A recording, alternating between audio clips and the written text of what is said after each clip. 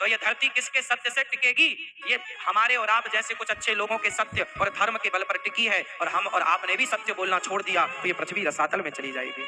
सब लोग कहते हैं महाराज जी झूठ बोलते हैं तो काम बनता है, झूठ बोलते हैं तो ये होता है। तो बताओ फिर सच कौन बोलेगा? एक धोबी था, गधे को लेकर जंगल गया, उसे चमकता हुआ एक पत्थर मिल गया, तो उस पत्थर को उसने एक धागे में पिरोकर गधे के गले में टांग दिया। अब गधे के गले में वो पत्थर बड़ा सा लटक रहा था, गधे को वो साबुन लगाए तो उसी पत्थर से घिसता गधे को। एक दिन वहां से जौहरी गुजरा, जौहरी ने देखा वाह ये तो अनमोल हीरा है जो गधे के गले में टंगा। जौहरी को लगा कि यदि मैं बोल दूंगा कि ये हीरा है तो ये कीमत बढ़ा देगा, तो जौहरी ने चतुराई से बोला, अरे धोबी भाई बताओ ये पत्थर कितने का दिया? धोबी बोला, पत्थर क्या खरीदते हो, जंगल में बहुत पड़े हैं, उठा लेना। अरे हमें टाइम नहीं है, तुम यही वाला दे दो। बोला कि भाई तुम तो यूं ही ले लो फ्री में। जौहरी बोला नहीं, मैं तुम्हें 1 रुपए दूंगा।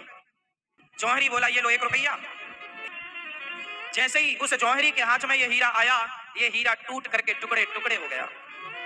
जब हीरा टुकड़े टुकड़े हुआ तो जौहरी ने कहा, वाह रे हीरा, जब तू गधे के गले में था तब तू नहीं टूटा। टूटे हुए हीरे से आवाज आई, उस हीरे ने कहा, ऐ जौहरी, उस धोबी को तो पता ही नहीं था कि मेरी कीमत क्या है, इसलिए मैं उस धोबी के पास खुश था। तो पता था कि मेरी कीमत करोड़ों की है, फिर भी तुमने मेरी कीमत 1 रुपए लगाई। तो तुम जैसे जानकार जौहरी जब मेरी कीमत 1 रुपए आकेंगे तो मैं टूट कर टुकड़े टुकड़े तो हो ही जाऊंगा ना। इसलिए